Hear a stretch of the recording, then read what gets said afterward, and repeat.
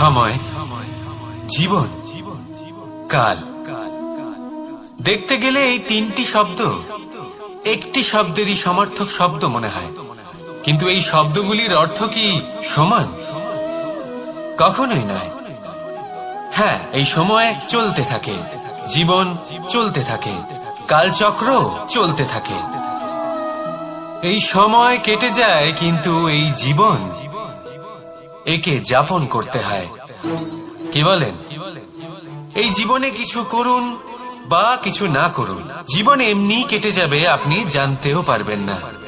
কিন্তু সেটা আমাদের উদ্দেশ্য নয়, একে যাপন করতে হবে। এই জীবনে প্রেরণা পেতে শিখুন, প্রেরণা দিতে শিখুন, আহ্বান গ্রহণ করতে শিখুন, আহ্বান জানাতে শিখুন, মহান কাজ করতে শিখুন, ধন্যাত্মক বোধ জাগিয়ে তুলুন। জীবন অতিবাহিত করার অর্থ কি তা আপনি শিখে যাবেন। কারণ সময় কেটে যায়, সমস্ত যুগ কেটে যায়, কিন্তু জীবনের রীতি জীবন কাটিয়ে দেওয়া নয়, জীবন যাপন করা।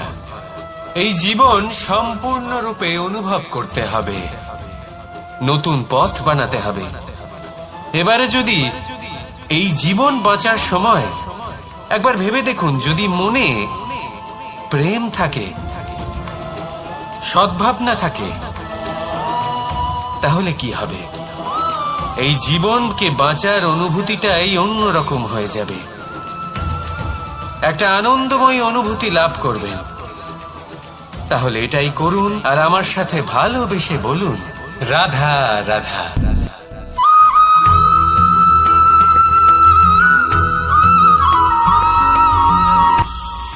এটা হলো ধান গাছ। এর থেকে যে চাল উৎপন্ন হয় তা মানুষ গ্রহণ করেন। আর এটা কি? এ হলো জংলি ঘাস। একবার ভেবে দেখুন, যদি এই জংলি ঘাস ধান গাছের আশেপাশে থাকে তাহলে কি হবে? ধান উৎপন্ন হতে পারবে?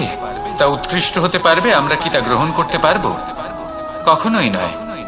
এই জংলি ঘাস ধানকে নষ্ট করে দেবে, কিন্তু নিজে জীবিত থাকবে। এটাই হলো আজকের শিক্ষা। এই সংসারে যদি আপনি নীতির পথে চলতে চান, উচিত কর্ম করতে চান, সংসারকে সেবা করতে চান, তাহলে জংলি ঘাসের মতো ব্যক্তিদের থেকে সবসময় দূরে থাকতে হবে। সেই ব্যক্তি যারা দুর্নীতি এবং মিথ্যা দ্বারা পরিপূর্ণ, যাদের ব্যবহার অশুভ, যাদের অনেক অশুভ গুণ রয়েছে, তারা সঠিক নয়। সেই সকল ব্যক্তি যাদের চরিত্র অত্যন্ত দুষ্ট হয়, তারা হয় শুভ চরিত্রের ব্যক্তিকে একদম নষ্ট করে দেয়, নয় নিজের মতো বানিয়ে তোলে। তাই যদি আপনি নীতির পথে চলতে চান, এই সংসারের জন্য শুভ কর্ম করতে চান, তাহলে সেই সঙ্গ লাভ করুন যে সঙ্গ জ্ঞানে পরিপূর্ণ, যাদের মধ্যে অনেক গুণ আছে, যাদের থেকে প্রতিদিন কিছু শিখতে পারবেন। এমন ব্যক্তির সাথে জীবন অতিবাহিত করুন, দুরাচারীদের থেকে দূরে থাকুন। তবেই এই মন প্রসন্ন হয়ে বলবে, রাধা রাধা।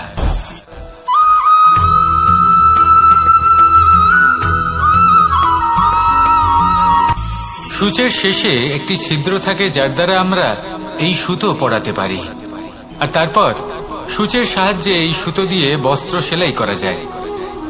কিন্তু যদি সুতোটা সোজা করে ধরা না হয়, তাহলে সূচে কখনো এই সুতো পরানোই সম্ভব নয়। যদি এতে কোনো গিঁট পড়ে, তখন তা কখনোই এই ছিদ্র দ্বারা প্রবেশ করা সম্ভব নয়। ঠিক এইভাবেই যদি আপনি কারোর জীবনে প্রবেশ করতে চান, কারোর অন্তরে প্রবেশ করতে চান, তাহলে আপনাকেও সহজ থাকতে হবে।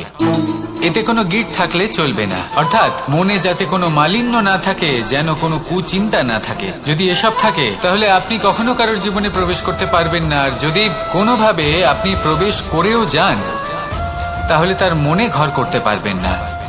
নিজেকে এই সুতোর মতন করে তুলুন, সহজ। মনে যেন কোনো কুচিন্তা না থাকে, সবার প্রতি যেন সদ্ভাবনা থাকে, শুভ চিন্তা থাকে। এমনটা করতে থাকুন। এমন একটা দিন আসবে যেদিন এই সমস্ত সংসারের ব্যক্তির মনে আপনি বাস করবেন, আর তখন এই মন প্রসন্ন হয়ে বলবে, রাধা রাধা।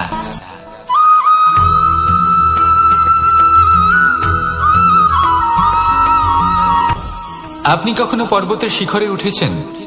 আপনি দেখতে পাবেন পর্বতের পদতলে প্রচুর সুন্দর ফুল রয়েছে, সবুজ বনানী রয়েছে। যত আপনি ওপরে উঠতে থাকবেন তত ফুল কমতে থাকবে, সবুজ বনানী কমতে থাকবে। আরো কিছুটা ওপরে উঠলে কাঁটা জাতীয় গাছ দেখতে পাবেন, শুকনো গাছ দেখতে পাবেন। আরো যদি ওপরে ওঠেন তাহলে পাষাণ দেখতে পাবেন। আরো উপরে উঠলে হিমখণ্ড দেখতে পাবেন। এই যে পর্বত, তা মনুষ্য জীবনের সব থেকে উত্তম উদাহরণ। মানুষ যখন সাফল্যের শিখরে পৌঁছতে চান, মহানুভবতার শিখরে পৌঁছতে চান, পথে যত আস্তে আস্তে উপরে উঠতে থাকেন ততই ভৌতিক বস্তু তার থেকে বিচ্ছিন্ন হতে থাকে। যদি তিনি সেই ভৌতিক বস্তুগুলি ত্যাগ না করতে পারেন তাহলে কখনোই সেই স্থানে পৌঁছতে পারবেন না। আর মানুষ যদি উচিত ত্যাগ করতে পারেন, পথে অগ্রসর হতে থাকেন, এগোতে থাকেন, তাহলে একদিন না একদিন তিনি মহানুভবতার, জ্ঞানের, সাফল্যের হিমের স্বাদ অবশ্যই লাভ করবেন। মনে রাখবেন, মানব জীবনে ত্যাগ হলো অত্যন্ত গুরুত্বপূর্ণ অংশ। আসুন আমার সাথে ভালোবেসে বলুন, রাধা রাধা।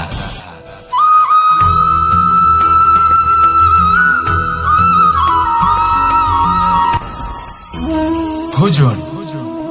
এবার ভোজন সংগ্রহ করার জন্য মানুষ কি না করেন, সব সময় চেষ্টা করতে থাকেন। ফসল উৎপাদনের জন্য অনেক পরিশ্রম করতে থাকেন, কিন্তু অনেক সময় অনেক পরিশ্রম করার পরেও ফসল ভালো উৎপাদন হয় না। এর কারণ কি? কারণ হলো এটাই যে আপনি পরিশ্রম হয়তো অনেক করেছেন, কিন্তু আপনার নজর তো সেই বীজের দিকে ছিলই না যে আপনি রোপণ করেছেন। সেই জন্য সব সময় কোনো বীজ রোপণ করার আগে তাকে পরখ করে দেখুন, তা অত্যন্ত আবশ্যক। আর সেইভাবেই যখনই কোনো কর্মের প্রশ্ন আসে, তাহলে সেখানে শুধুমাত্র পরিশ্রম যথেষ্ট নয়। সেই কাজের প্রতি আপনার কর্তব্য কি, আপনার উদ্দেশ্য কি, সেটা জানা হলো অত্যন্ত গুরুত্বপূর্ণ। তাই কর্ম করুন, কিন্তু সেই কর্মের প্রতি আপনার যা উদ্দেশ্য তার মাহাত্ম্য বুঝতে চেষ্টা করুন। তাহলে আসুন আমার সাথে ভালোবেসে বলুন, রাধা রাধা।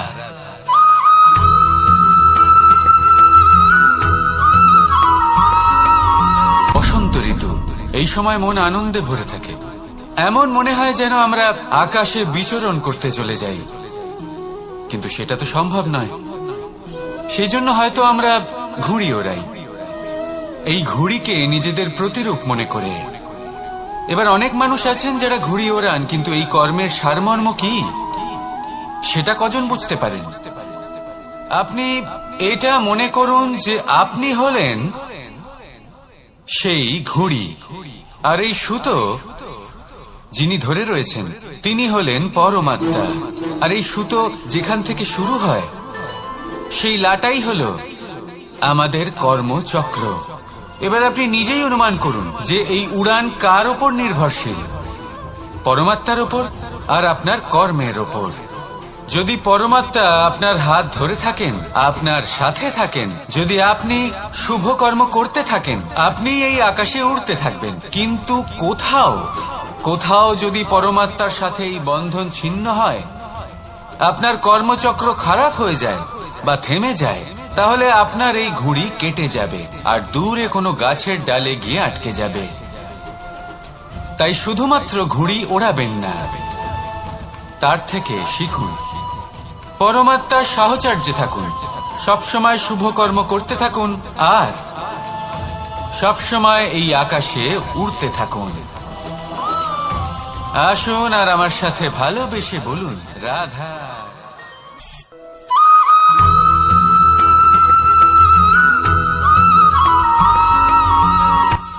এই সংসারে সাফল্য লাভ করার জন্য জ্ঞানের প্রয়োজন হয়, পরিশ্রমের প্রয়োজন হয়, দৃঢ় নিষ্ঠার প্রয়োজন হয়, নিরন্তর চেষ্টা করা প্রয়োজনীয়। কিন্তু আরো কিছু আছে যা অত্যন্ত প্রয়োজনীয় এবং গুরুত্বপূর্ণ, তা হলো ভালো বন্ধু। তাদের থাকা অত্যন্ত প্রয়োজনীয়। যদি ভালো বন্ধু থাকে তাহলে সময় এলে তারা ঢাল হয়ে আপনাকে সুরক্ষা করবেন, সময় এলে অস্ত্রের মতো শত্রুকে সংহারও করবেন। যদি তিনি জ্ঞানী হন, তাদের মধ্যে সদ্গুণ থাকে, তাহলে এই সব গুণ আপনার মধ্যেও প্রবেশ করবে। তাহলে সাফল্যের জন্য ভালো বন্ধু পাওয়া অত্যন্ত প্রয়োজনীয়। কিন্তু শুধু বন্ধু কেন, ভালো শত্রুও থাকা প্রয়োজনীয়। এবার আপনি ভাববেন, আমি কি বললাম? যদি আপনার জীবনেও ভালো অর্থাৎ শক্তিশালী শত্রু থাকে, তাহলে আপনিও শক্তিশালী হতে থাকবেন।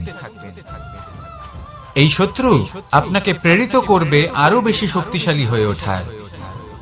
কখনো কোনো হরিণকে দেখুন, তীব্র গতিতে দৌড়তে থাকে। কেন তীব্র গতিতে দৌড়য়? এই কারণে নয় যে কোথাও তার জন্য মধুর ঘাস অপেক্ষা করে রয়েছে, না। সে এই কারণে তীব্র গতিতে দৌড়য় কারণ সেটা না করলে তার পেছনে একটি সিংহ আছে যে ওকে নিজের ভোজন করে ফেলবে। তাই জীবনে বিপদ, সংকট, এই সবকিছুও হলো অত্যন্ত গুরুত্বপূর্ণ। তার সম্মুখীন হতে শিখুন আর আমার সাথে ভালোবেসে বলুন, রাধা রাধা।